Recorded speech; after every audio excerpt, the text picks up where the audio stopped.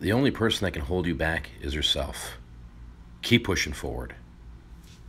Good morning, good morning, good morning. It's Mike here. Hope you're having a great day or night. Another hot one here in Arizona, that's for sure.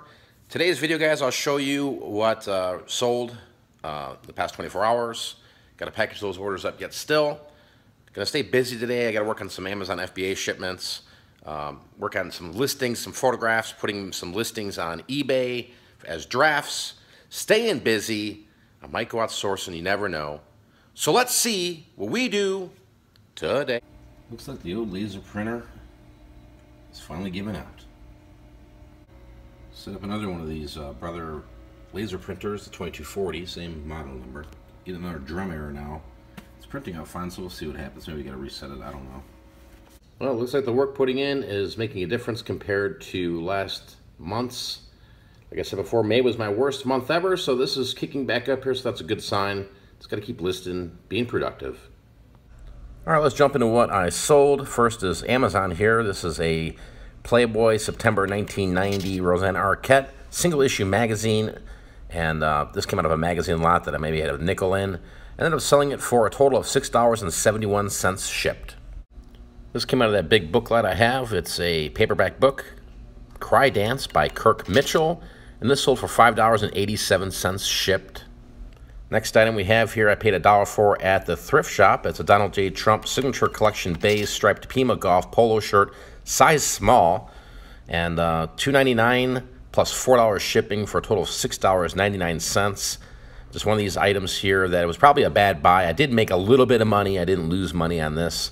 You can actually make money if you're buying right, and even at these low-end prices. But my whole outlook now is just if I get stuff like this, it's just to get rid of it, right?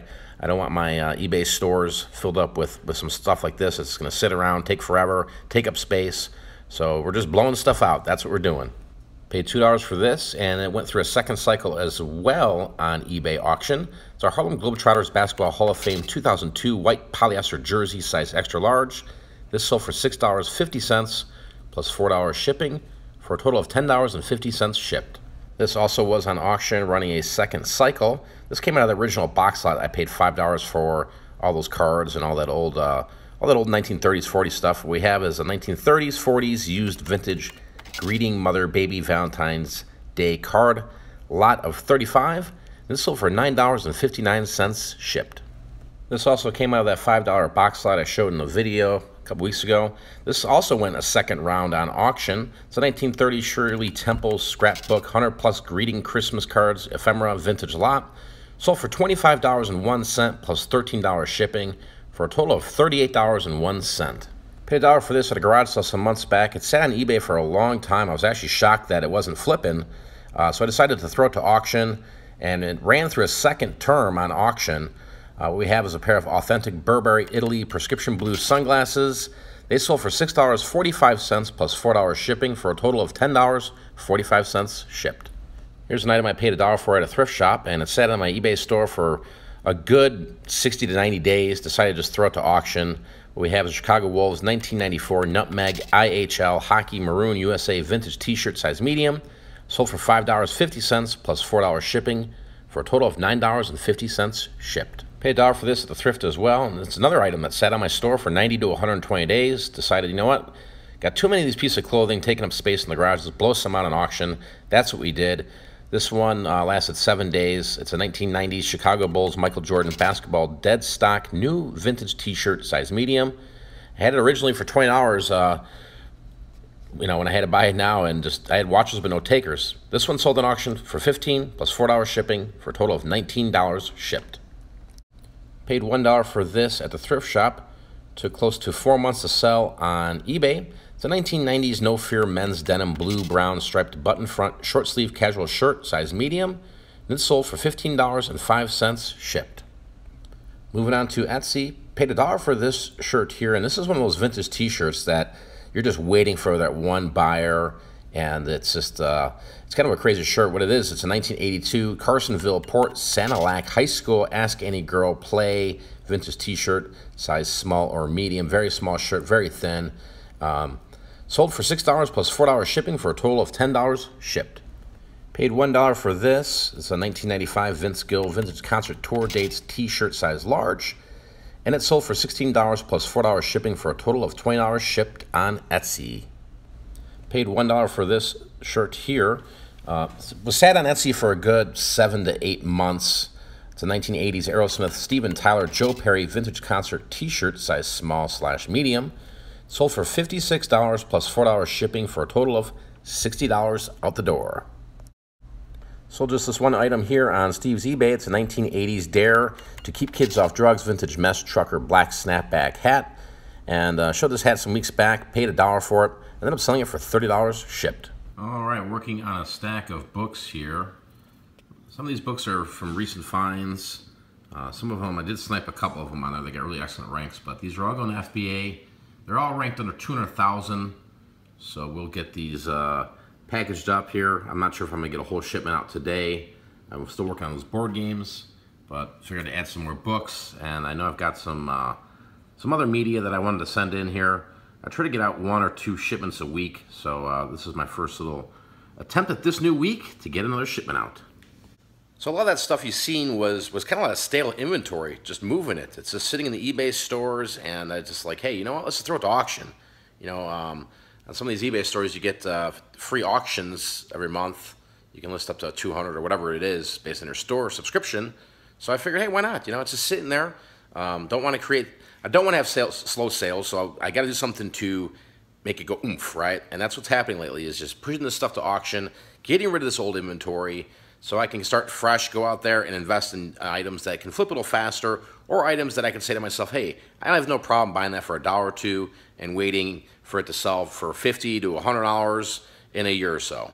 So a lot of people have been asking lately, you know, hey, Mike, you know, do you not do FBA? I do FBA. I've never left the FBA program. I've been doing it for a long period of time.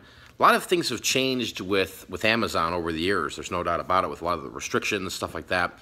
But I still do pretty well over there, you know. I do merchant filled, and then I do FBA. I still definitely do the stuff you find at a thrift and garage sale FBA, but I also do a lot of things that are kind of like private label, or they're my own brand. I'm going to give you an example of a couple here, and one that I just got that I'm testing right now, and I'll show you guys what I'm talking about. Now here's an example of an item that I probably sell 8 to 15 times a day. It's just a basic keychain light, as you can see there. Pretty cool. You know, there's a lot of ways to source products, guys, that people are looking for, little gadgets, stuff like that. This is useful. There's no doubt about it. You know, with crime and everything like that, or people, you know, they're working and they have to park their car in a dark area, stuff like that. But I sell these in lots on Amazon FBA, and I just replenish the orders over and over. So little things like this is what I mess with. Here's something I'm going to show you here that I just got in. Then it's going to be branded in my name, one of my company names. This, now to give you an idea of the size of this is one of those micro SD just chips, you know. This is a camera, guys, and it's tiny. It is tiny as heck. Let me see if I can get a comparison here. Here's a pair of nail clippers on the size of this thing. Look at this. See how small this thing is? Here's my thumb on it.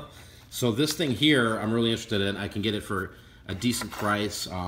Just doing a little more research on this particular item here. For example, you might be asking what kind of research. Well, I want to see if this is still, if there's somebody selling this on Amazon under somebody else's name, right? I want to see if there's comparables. I want to be able to search and see if, when I search for my keywords, how much competition do I have with this little particular item? And not only that, is there profit in it, right? This is a product that it's made overseas, so I got to import this here. But it's definitely cool. It's handy. I tested it out. The other thing is research, is testing it out, making sure this thing works. This one is, there's 2 different ones. There's like a 720p and like a 1080p when it comes to recording the video quality. Shoots night vision. To some extent, it's like a night shot. But overall, a good camera. I've been testing it for about 4 days, and I'm really happy with what it is and what it can do. So I'll be placing an order, and this will just be another one of these replenishable items that I do on Amazon. Now, I don't go on YouTube here and talk about a lot of these particular items, guys, because, you know, it'd be stupid for me to go out there and tell everybody, hey, listen, everybody needs to go buy this, because that's just, I'm just shooting myself in the foot. So there's a lot of things I don't even talk about on the vlogs here, or as of Amazon FBA recently, because if I'm making money at it, you know, I don't mind sharing things that you can pick up at thrift stores, like shoes or clothing. But when it comes to little stuff like this, it's very easy to tank markets like this, you know, when people start jumping on items, you know. So I just wanted to take some time today and share with you guys just kind of a couple things that are working for me. Again, something new. Always look at something new. You know, you can't just be sitting there thinking you're going to get rich from a thrift store. That's never going to happen. You're never going to get rich shopping at a thrift shop, okay?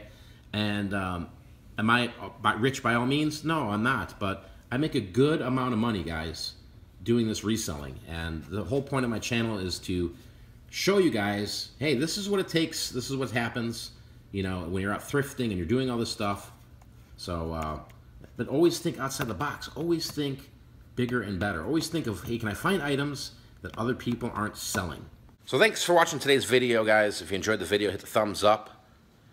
Leave a comment or question. We're going to be doing another Q&A this week with me and Kim.